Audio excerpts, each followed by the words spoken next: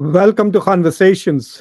I'm Muqtadar Khan, your host, and today I'm going to talk to you about uh, Wang Yi's visit to India and Pakistan and Afghanistan.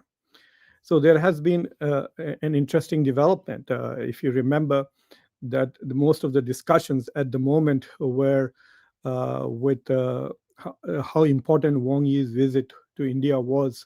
It was a meeting that took place after 3 years, essentially. A visit was after 3 years. So it was an important development, especially in the light of the changes that are taking place in India's relations with America as a result of the tariffs that Donald Trump has imposed, the penalties that Donald Trump has imposed, the insults that Donald Trump has made towards Indian foreign policy, calling it a dead economy. So Indians have, I guess, had it enough. Before I started this show, I had a long conversation with uh, Ambassador Talmiz Ahmed, who was a very senior diplomat in the Indian Foreign Service, served as ambassador to many countries. And you will see the show in a few hours. In less than 12 hours, I will be able to upload that show. And it was very clear that Delhi is very angry with Donald Trump and the manner in which, the cavalier manner in which he's treating. So there is much talk about India's turn towards RIC, that is Russia, India, and China.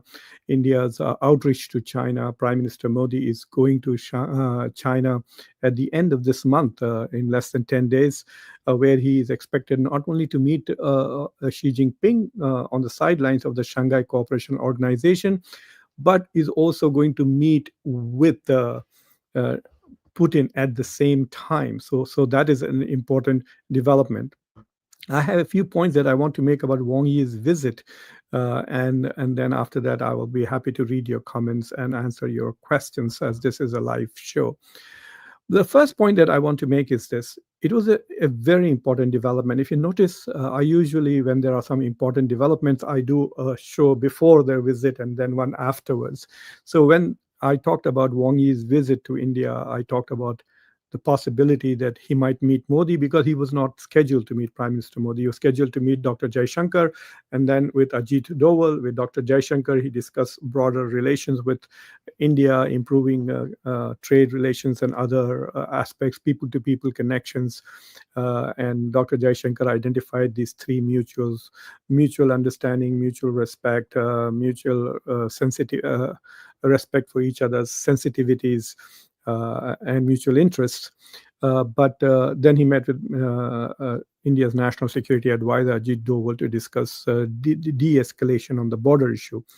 While there is the hotness of the border tensions in Galwan have reduced, India, China have not reduced the amount of troops that they have. So they have not de-escalated. So there is disengagement, but not de-escalation.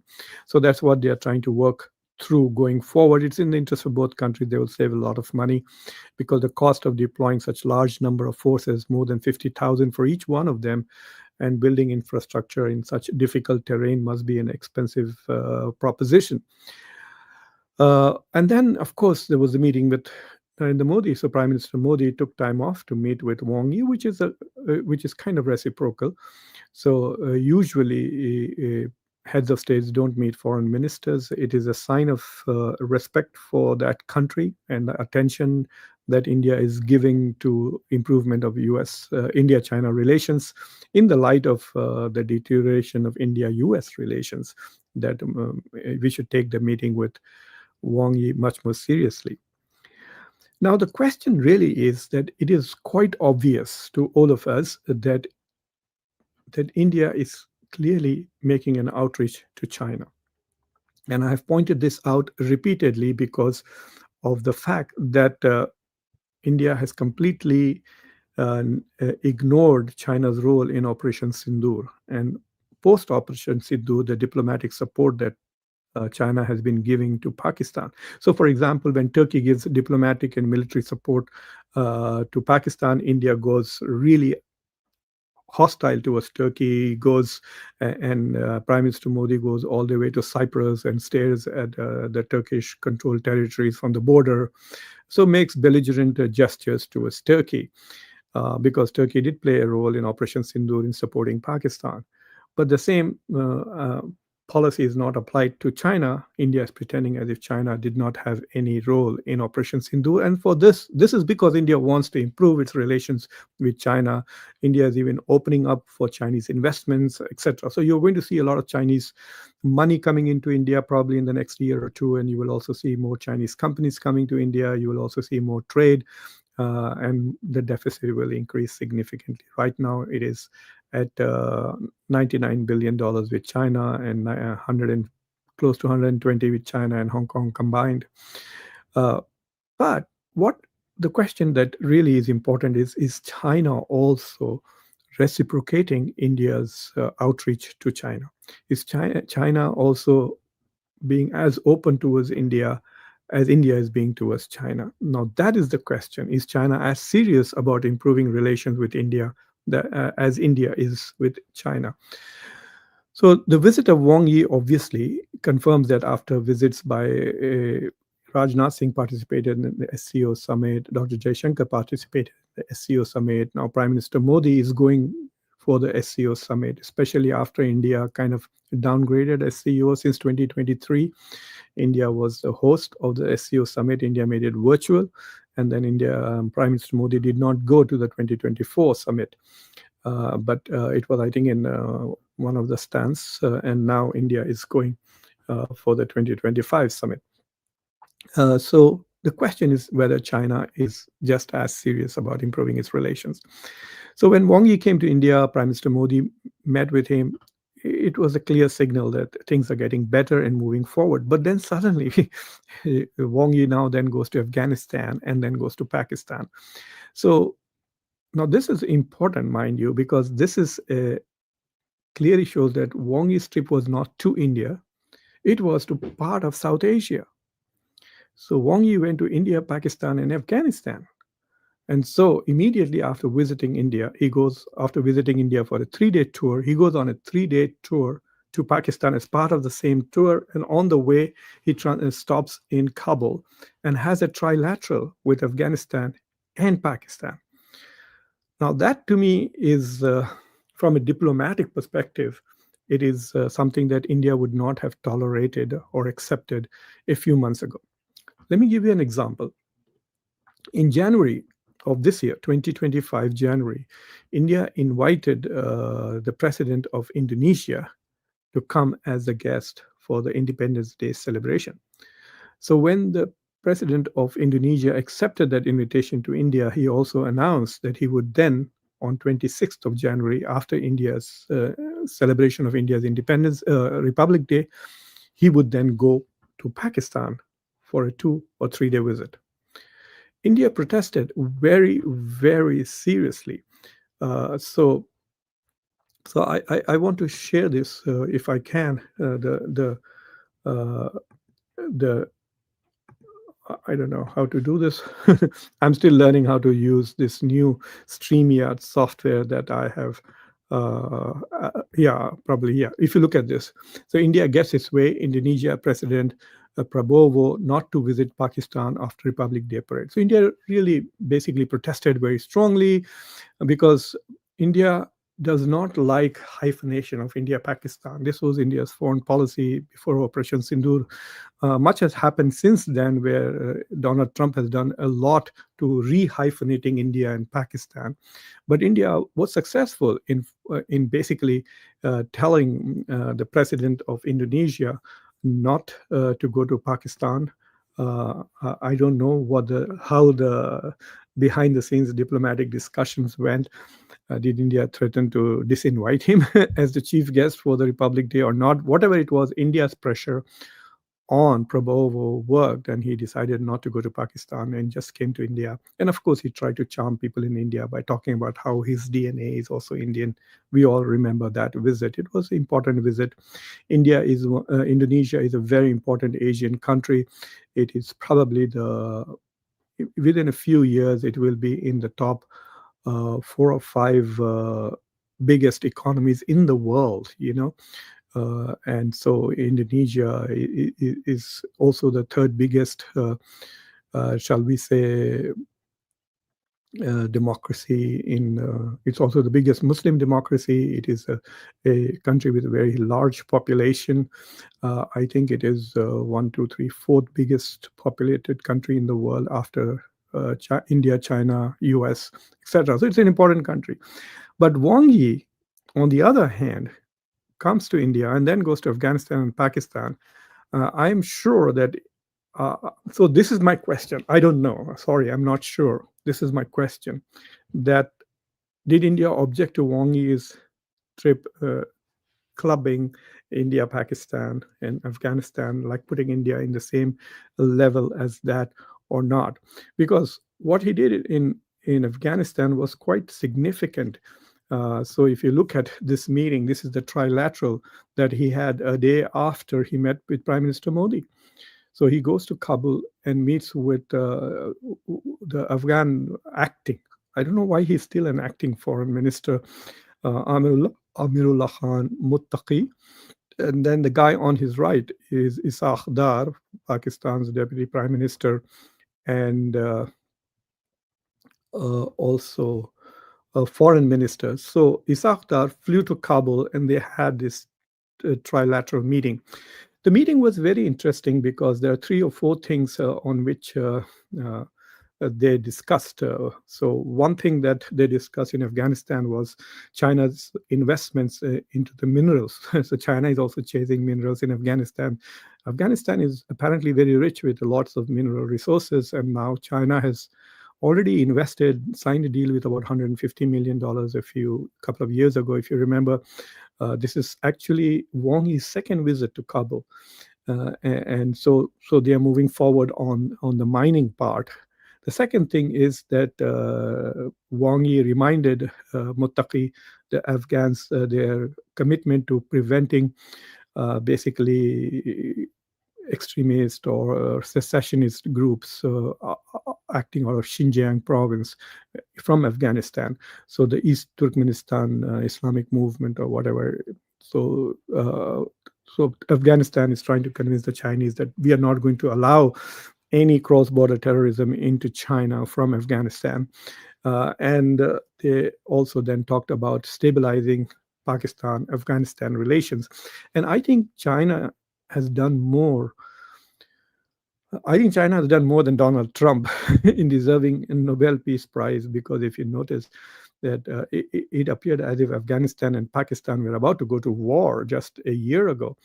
And China has played a big role in stabilizing these two countries.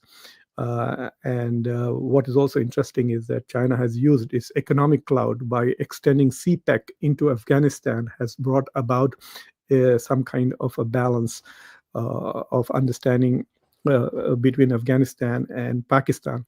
Because by hanging the carrot of CPEC to Afghanistan, what the Chinese have achieved is by convincing Afghanistan that, look, you have much to lose by unnecessarily allowing cross-border terrorism into Pakistan and destabilizing Pakistan. You have a chance here to make a lot of money, not only a lot of money, but become part of the global connectivity. Afghanistan is now part of the Belt and Road Initiative. This is China's alternative to globalization. America used globalization to integrate the world, but also promote American culture and American hegemony. In fact, many, many years ago, I have a book here in Turkish, one of my books. This is actually published in Turkish called Globalism, but it is a translation of a special issue I did of a journal in which these are all my publications, by the way. All of these are my books and book chapters. So what I did was I did an issue on globalization, and in which some scholars like Ali Mazrui argued that globalization was nothing but American hegemonization. Globalization was hegemonization. So globalization served to make America very powerful economically and culturally all over the world. China is using Belt and Road Initiative as its way of increasing China-centric global integration economically, maybe even culturally. Maybe we don't learn all Chinese languages, but we are still all very big fans of Jackie Chan, and all of us eat Chinese food all the time. So there are other ways in which China's culture is spreading through Belt and Road Initiative, and now Afghanistan has signed. And then on the same day, he did not spend any night in Afghanistan. Then Wang Yi then went after meeting with Muttaqi, and they had these meetings. He then proceeded to go to Pakistan, and this picture was quite widely distributed on social media by the Pakistani foreign minister. Look, they are wearing matching suits. Is that a coincidence, or is it by plan? I mean, they're wearing the same suits. I noticed that Wang Yi was wearing a similar, I think, the same suit when he met Ajit Doval. So quite possible that Isagdar saw that and said, "Oh, maybe he's carrying this suit, and maybe I'll wear that." I don't know what it is, but it kind of looks very tacky for them both to be wearing the same suit and identical ties. So they want to send a signal that we are really great brothers, diplomatic friends, and allies, uh, etc., whatever it is. But to me, that was very interesting and amusing to to some extent, to see them wearing same suits and same ties. Uh, but we will see. Raghav Sampath said wearing suits will give relief to loans. I don't know. Maybe, yes, they might get an extension. Who knows? Uh, China has been quite benevolent towards Pakistan. So Wang Yi is now on a 3-day trip, 20 to 22nd. So far, he has had 2 meetings yesterday on August 20th with Isaac Dar, one in the morning and one in the evening. Uh, and uh, and then we will see. He's scheduled to meet the president of Pakistan. He's scheduled to meet the prime minister. He's meeting Shehbaz Sharif as well as Zardari. The question is, I'm very curious to see, like when he came to India, I was very curious to see if he got to meet Prime Minister Modi, and he did, because I was expecting that. If he had not met Prime Minister Modi, I would have assumed that the relationship is not moving forward as rapidly as one would have thought. So Modi meeting Wang Yi sends a signal that, okay, they are moving faster than I thought in terms of relationship. So these diplomatic signals are very important. If I can read those signals, you can imagine that everybody in the world, especially in Washington and Europe, are also watching this and reading reading the same signals as I am. So the signal that I'm waiting to see is, will Wang Yi meet with Asim Munir, the de facto ruler of Pakistan? Or Asim Munir thinks that Wang Yi is below his level. He's going to meet only with Xi Jinping, especially now that he has met Donald Trump in the White House. I don't know. We will see. It is quite possible also that they might have a secret meeting, an informal meeting, and people may not be told whether he meets with Asim Munir or not. Because when he goes to meet Shehbaz Sharif, it is quite possible that Asim Munir could be there, and they could meet anyway. We will see. That's an important thing to look out for, whether Wang Yi meets with Asim Munir or not. But one thing that I must say is that from an Indian point of view, I would be a little miffed is a better word. I would be a little miffed to see that Wang Yi, in the same visit to India, also goes to not so much to Afghanistan, that's not a problem, but goes to Pakistan right away, spends the same amount of time in Pakistan. And the discussions are not anything very specific. At least with India, there was a specific agenda, de-escalation on the border issue and moving forward. But this was more about consolidation. So it also shows that China-Pakistan relationship is about consolidating what they've already achieved, whereas India and China relationship is about moving towards a much better position. And we will see whether that happens or not. The biggest first signal will be whether the de-escalation on the border takes place or not. The border is not demarcated. That's a problem, that there is no agreed upon border between India and China, and it's a pretty long border, more than 3,000 miles or kilometers. I don't know. Anyway, 3,000 kilometers, I think. So that is a challenge, and we will see whether that progresses. But needless to say, there's a lot of politics going on in the global south. And part of it is a reaction to Donald Trump's bad treatment of India. Finally, the Western press is beginning to react. And so there are many articles that have been published recently in American newspapers reacting very strongly to Donald Trump's bad treatment of India. And Fareed Zakaria, for example, did an episode in which he very clearly said that this is a biggest strategic mistake that Donald Trump has made with India. There are articles popping up saying that has America lost India, and so on and so forth. So there is already beginning to recognition in the American policy community that perhaps Donald Trump has made a big mistake by upsetting India. And is Donald Trump driving India to resuscitate RIC, which is Russia, India, China dialogue mechanism? Will India now work harder to strengthen BRICS than before, and so on and so forth?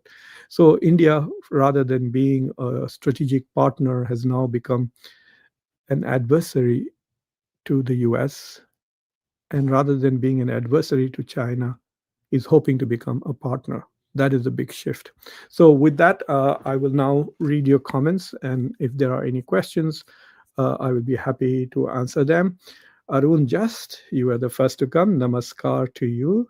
Chemistry dedication. Hello, how are you, Kunal? Or quite late. We'll watch tomorrow morning on Metro while going for work. Okay, good night, Kunal. I wanted to do this because I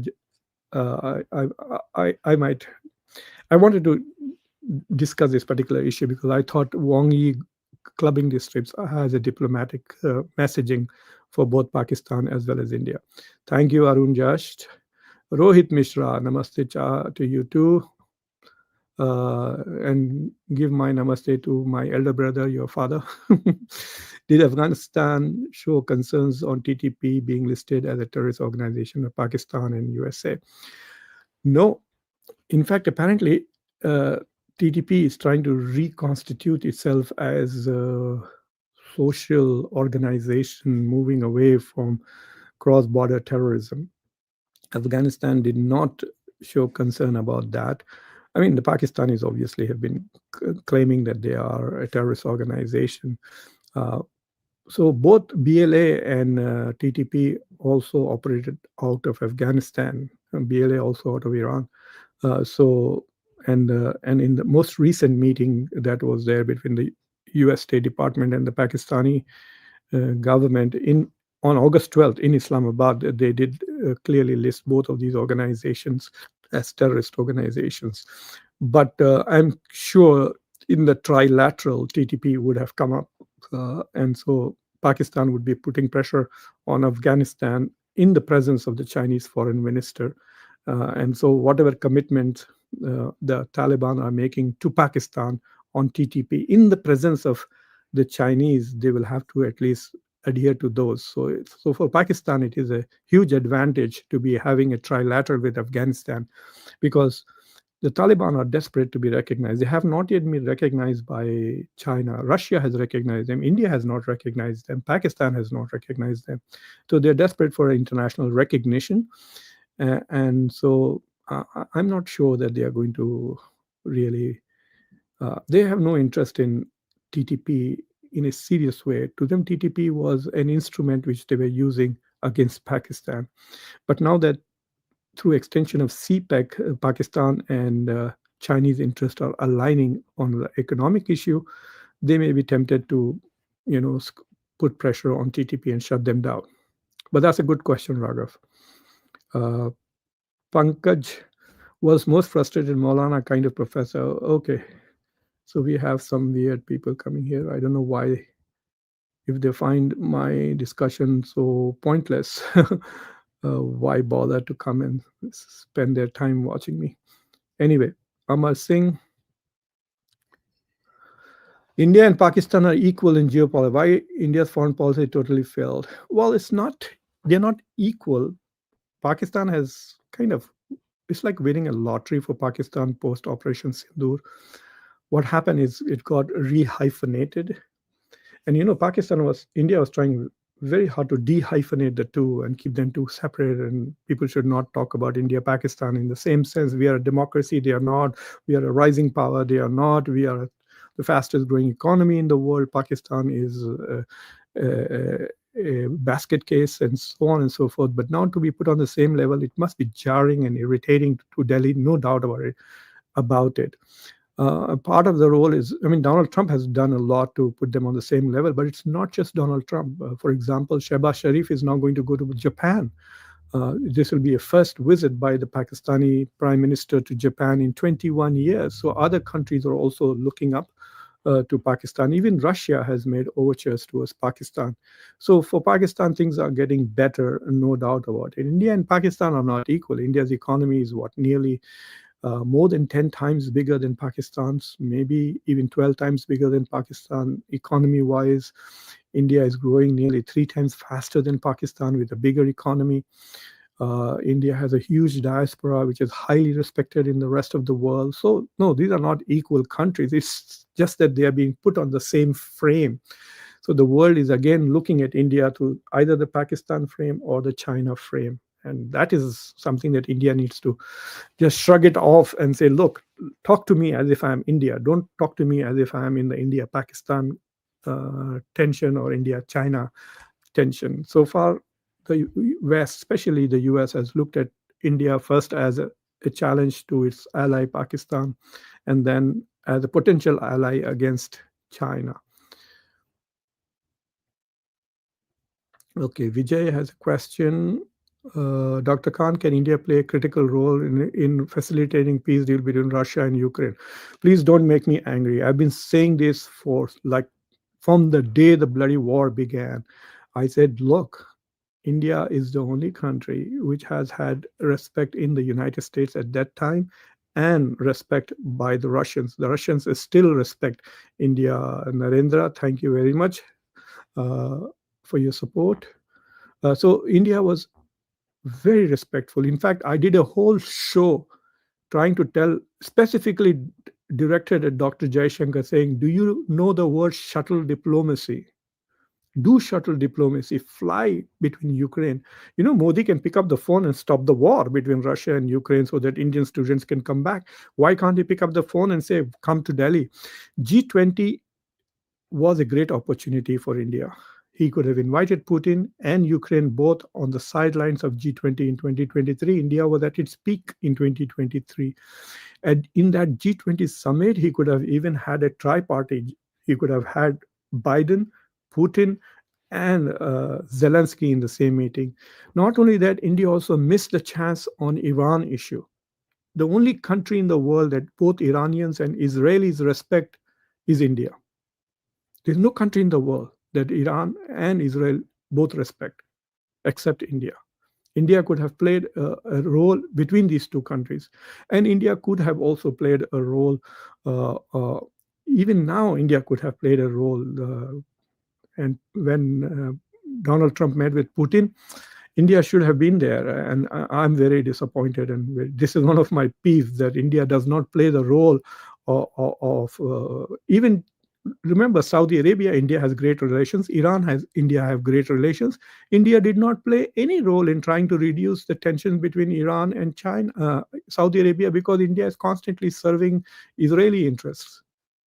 But China took advantage of that. And so the peace or whatever dialogue that happened between Saudi Arabia and Iran, which led to establishment of embassies in the two countries, happened in Beijing. Yes, I can understand that India cannot work a deal between Afghanistan and Pakistan because of Pakistan is so difficult for India. But those partnerships, India could have played a role, no doubt about it, you know. And I wish India had. Yes, sir. Ranabir Singh, it is. Rehyphenation of India-Pak relations is a failure of Indian foreign policy. Look, it's like playing test cricket. You want to play test cricket? Then why is somebody talking about club cricket?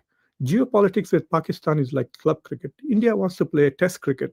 India wants to be with the world powers like Modi was in 2023 and until very recent, until Trump got elected. India was very important. Even Even after Trump got elected, the trade deal that Great Britain signed with India is to India's advantage. It's not a good deal for UK. I have done a couple of shows on that.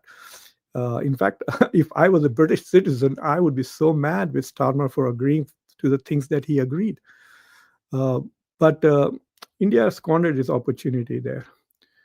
Narendra Gaidhankar, thank you very much for your support again.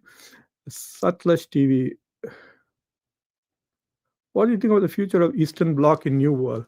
So I did a show a couple of days ago about RIC, Russia, India, China. See, in principle, it is very powerful. Let me give you two data points. Number one, if you look at the economies on the PPP adjustment, the top four economies are China, US, India, and Russia. Russia is the fourth biggest economy after adjusting for purchasing power parity. It becomes 7 trillion, India becomes 17 trillion, and China becomes 40 trillion. US obviously remains at 30. So of the top four economies is US plus RIC. But if you look at military power, the top four countries are US, Russia, China, India. It is again US and RIC. So that it's like semi-finalist in economy and semi-finalist in military power are RIC and US, RIC and US. So if RIC become one, they can not only balance the US but also become more powerful than the US and push US back, especially under Donald Trump, all the ridiculous things he's doing and pushing, disturbing the global order, undermining he's like a mess, like you comb your hair properly and then your child comes and messes your hair. Donald Trump is doing to the world order something like that, but with more damaging effects. So yes, on paper that is possible, but in reality, is it possible? It depends on how well India and China can normalize their relationship. For India, a problem is that China is so supportive of Pakistan, such close relationship with Pakistan. That is a problem that India has with China. And then India's relationship with Israel will become a problem for both Russia and China because that ties India into the US backyard. So there are some issues that India has to resolve, and and and it also depends on how seriously China is in developing this relation. Russia is very serious because it is Sergei Lavrov who started talking about reviving RIC in March itself. India is responding now after Donald Trump started getting tough with India. But before that, India was not interested in RIC. Like in April, while the negotiations were still going on, India was quiet. Putin, the SEO summit is in Satya is in China. So far, we know Modi is going. We know Xi Jinping will be there. The confirmation from Putin has not come, but there's already a lot of speculation that there might be a trilateral on the side, which means there will be one meeting where Xi Jinping, Putin, and Modi will stand together. There is already a very good photograph. If you Google the names of Modi, Putin, and Xi Jinping, you'll see a photograph of Modi holding both their hands. It's an old photograph. But there will be a new photo op with these three people just to piss off Donald Trump, I guess. But they should have a serious conversation. They should meet and have a serious conversation. The world needs somebody to push back. Otherwise, the stupid lobbies in America who are controlling American foreign policy will just do more and more harm to the global order. Donald Trump keeps talking about himself as a president of peace, but he's already bombed several countries and already sent weapons to the two biggest wars that are going on. So he is not a president of peace at all. He's been just as big a warmonger, if not a bigger warmonger than Biden. Biden didn't attack Iran. Donald Trump did. So Mozam, why are Prime Minister Modi visit countries like Mali, Ghana, Papua New Guinea? The Papua New Guinea thing was very, very sorry. The Prime Minister of Papua New Guinea touched Modi's feet, if you remember. I think one of the reasons why Indian foreign policy is in a bad shape in the last few years is because the current government in India has used India's foreign policy to promote Prime Minister Modi and the Hindutva agenda rather than promoting India's national interests. So the whole idea is look at Modi, how popular he is. All the Indians are showing up at the airport and shouting and singing, and he goes to. So basically, the Indian diaspora has responded, and people in India think that if 50,000 Indians show up to see Modi in Houston, it is as if America is seeing. No, Americans don't give a shit about that. Not many Americans care about Narendra Modi at all outside the government and those who deal with Modi. So if we just kept the Indian diaspora out, Modi will not be able to fill a small conference room if he were to give a talk. Plus, he reads from type and so on. So they used the foreign policy to promote Modi and they're trying to create this big image. Modi is not biological, he's Bhagwan and all of that. So that undermined India's foreign. So he's now going to small countries. Whichever one gives him a medal, he goes. In fact, I was in a European country, and one of the advisors to the prime minister asked me a question on how to deal with Modi, and this is the advice I gave. I said, very simply, give him some stupid medal. He will come running, and then sell him some expensive stuff, even double, triple the price, and he will buy that just to get the medal, because he's using foreign policy as domestic political campaigning. So he goes to Ghana. In fact, even look at the level at which Modi's traveled since the last three visits: Ghana, Trinidad, and Maldives after the UK trip. Do you think Donald Trump will ever go to these countries? Not really. Do you think Putin will go to Trinidad and listen to some Biharis sing a bhajan? I don't know why they do this thing. Modi has no time to go to Pahalgam. Modi has no time to go to Manipur, but he has time to go to Trinidad. Please don't get me started. How is Trump's faring in domestic issues right now? Terrible. Lakshmi Iyer, thank you very much for joining. Lakshmi is a member of Khanversations. Thank you for your support. It's terrible. His approval ratings are down like hell, and within just 6 months. Not only that, because of the so-called big beautiful bill that he passed, which is destroying domestic health care for poor people, especially from red states. See, this is the irony of it. Most of the people who desperately need government support are in red states, old, white, poor people. And he's canceled health care for a lot of them. So Republicans are not able to even have a town hall meeting. So if you Google Republicans and town hall meetings public, yesterday, a New York a congresswoman went to her constituency. They did not even let her speak. They booed her till she left the stage. And this is a red district. Lot of Republicans, easy to win, and she got booed in her place. There was another congressman in one of the red states.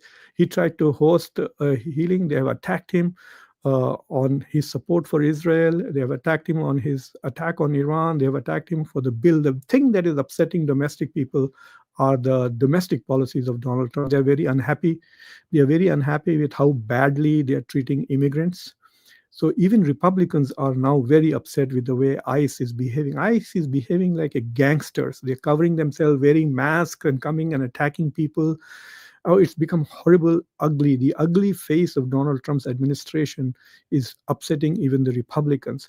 So I think if things continue like this, that the only thing that is going in favor of Donald Trump on the domestic front, Lakshmi, is that Democrats are become the stupidest party on earth. These guys have no soul, no morality, no idea. They will do whatever the rich donors say, especially Schumer and Hakeem Jeffries. These are the two people from New York who control the Democratic Party inside the Senate and the home, and they are completely sold out to rich billionaires who are more interested in supporting foreign countries than America First. So the so-called America First agenda has been destroyed by rich billionaires.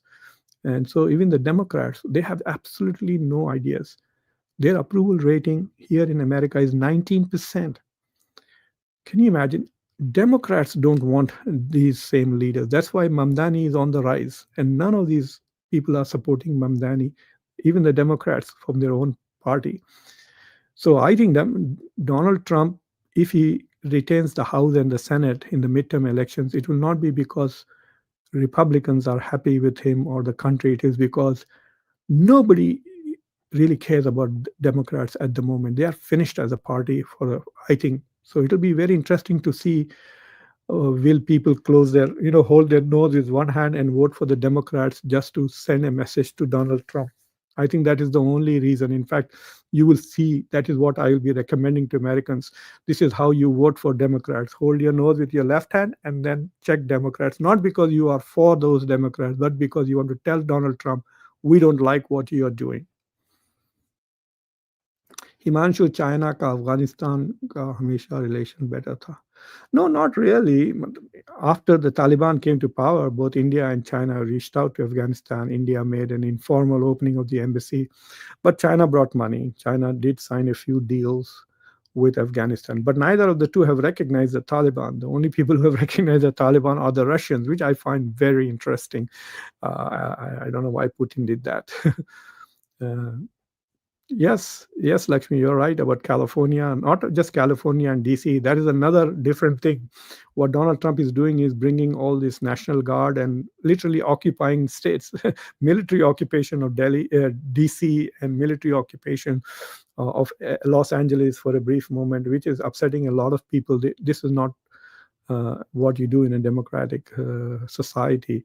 So people are quite worried also.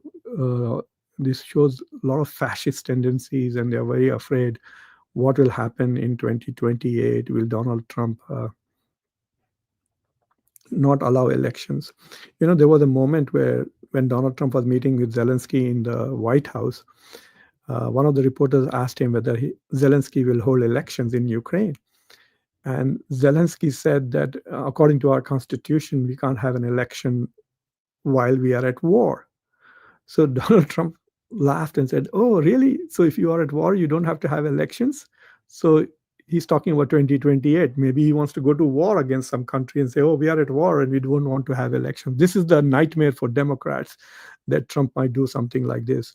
If you remember, some of his supporters in the beginning were saying that there will be a third term also. They're going to find some legal way to do. We shall see.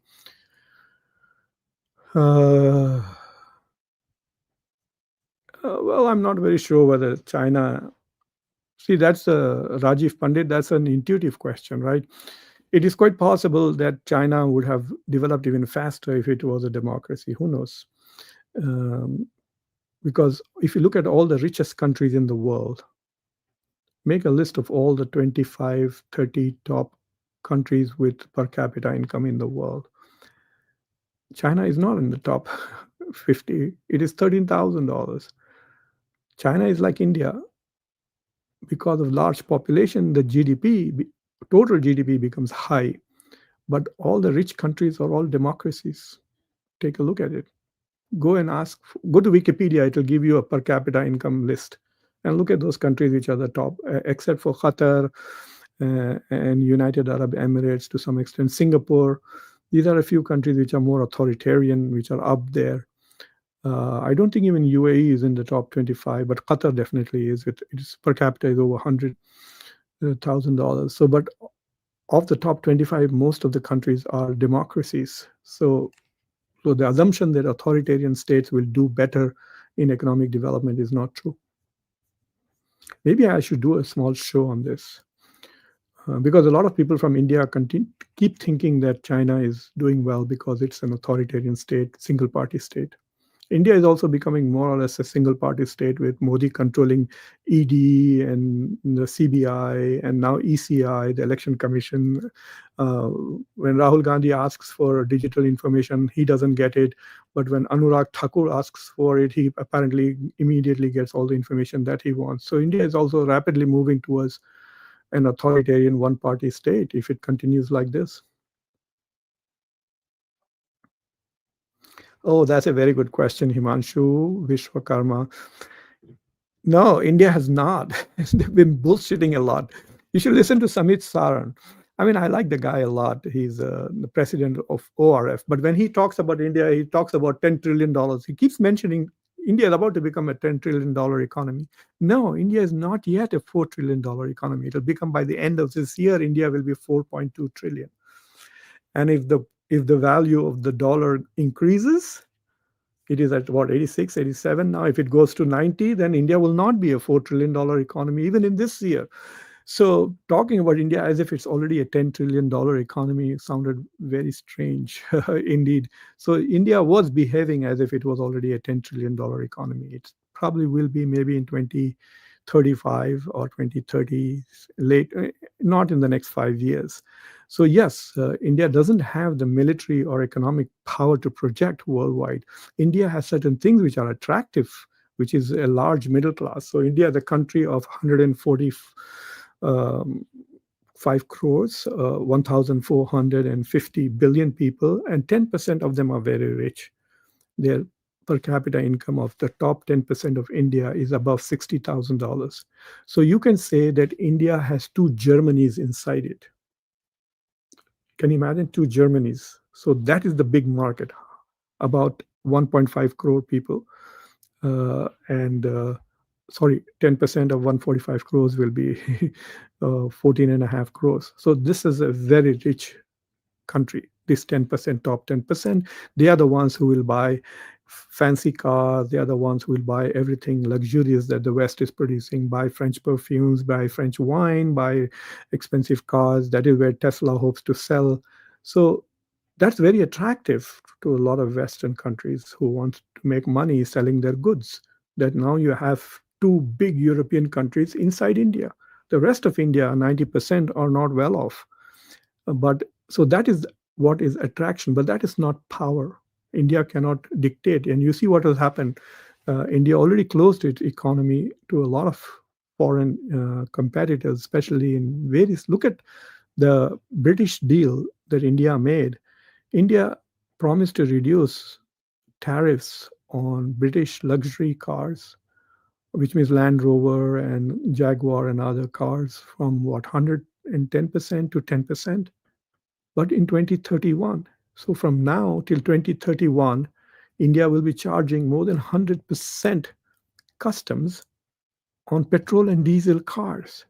And after 2031, it will come to 10%. But who's going to buy petrol and diesel cars in 2031, which are luxury? I'm hoping that by then, all rich Indians will be buying EVs made in China. Already, when I was in Hyderabad in April, a lot of my friends who are well off were driving Chinese electric vehicles. MG, what, I forget, something motors it is called. So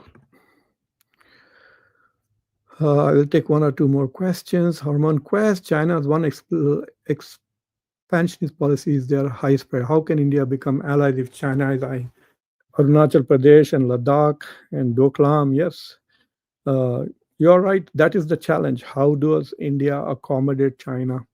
Because China has this policy of what they call salami slicing, slowly expanding the border.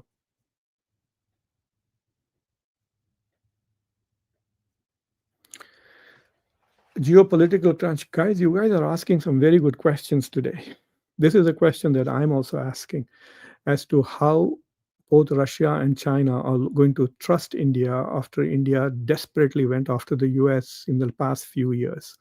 So desperate that Modi in 10 years came to America 11 times. And he didn't go to China in the last 7 years. He did go to Kazan last year in Russia, but I think that visit was also the first visit after COVID. So we are simply assuming that Russia and China are desperate to become India's friends, especially after India undermined both BRICS and SCO. India has been a very negative player in BRICS as well as uh, uh, SCO. I don't know. We don't see one of the weakness of one of the things that I do is I don't read much of Chinese. I mean, there's only South China Sea and the Global Times. Global Times is a very propaganda source, so we don't get to see genuine debates which are taking place inside China and Russia. Maybe those who have linguistic. There's a woman on for the print. I think there's a woman.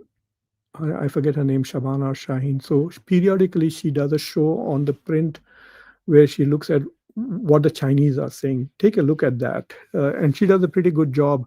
So she looks at Chinese newspapers, she looks at Chinese academic conferences, she also looks at China's social media, and tries to summarize what the views of the Chinese are on various issues. And so I remember reading one of her articles, and the Chinese intelligentsia is not very nice towards India, especially now. Mausam, yeah, that was your question. Uh, all right, I'll take one more question and then I shall stop. Lakshmi, among other things, the most cringeworthy is what Trump is doing to the White House. All that, oh yeah, oh my God, it looks so terrible. It looks like Saddam Hussein's office, in the Middle East. All these people have all this gold thing. I don't like it. If you go back and look at Saddam Hussein's photographs of his thing, it reminds me of Saddam Hussein with all those gold cringes. Uh, Saddam Hussein's sons had these gold-plated Uzi machine guns, etc. Yeah, the gold plating, it looks so terrible. A lot of people find it very irritating. Uh, uh, White House has some of the best gifts that they've been getting for 200 years. In fact, I remember I spoke at a conference room in Afghanistan, in the State Department. I don't remember the name of the room, and I was giving a talk. And so there was a photograph of one of the caliphs, Ottoman caliphs, and uh, and I went and looked at it, and I realized that all the furniture and all the stuff in that room were presented by the Ottoman caliph to the United States. So if you go around, you will find gifts from presidents and others in all the many American buildings, etc. And White House has the best collection of gifts from foreign countries. They can have everything historical, etc. But all he's doing is putting up gold-plated this and gold-plated that. And it looks so awful. I agree with you, Lakshmi, totally. Like really cringeworthy. Lots of people are making that comment that he should be impeached just for what he's doing to the White House. He also took out the photographs of lots of presidents and put them in the basement. And I think he's introducing something new. I don't know what he's, some movie theater or something. He's adding something, a ballroom, I think, to the White House. People are not very happy with what he's done. Layman history and geopolitics. Yeah, I have an email. I'm going to type my email here. Ask Prof at gmail.com. So you can see in the bottom, I just entered planet Earth. Road to greatness is never smooth. True. Sultan, I have to take this name. Sultan has come to my show many times. Yes, you're right. India actually was never. Yeah, there's no accountability. Modi has not done a single press conference, either on Pahalgam. No one has asked Modi on camera, why was there an intelligence failure? Why was there a security failure? Both failed. The guys went around killing people for more than nearly an hour and no security. And then they didn't catch them for so many weeks. I'm still not sure whether the actual perpetrators of Pahalgam have been caught and prosecuted. Nobody asks these questions because there's no press conference. Ajit Doval's failures, there's no accountability either for the prime minister or the home minister or for the national security advisor.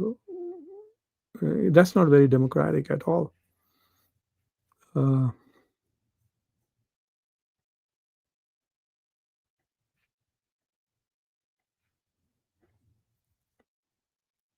not a communist, Kawa. I believe in free enterprise, but I also believe in social justice. And I'm a Muslim. We believe in zakat. We give charity a lot. I think governments can use zakat as a distributive justice mechanism. And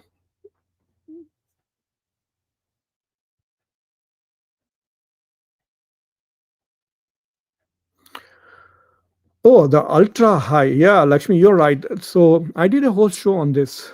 So the top 0.1% Indians make more than 50 crore rupees a year. 0.1%.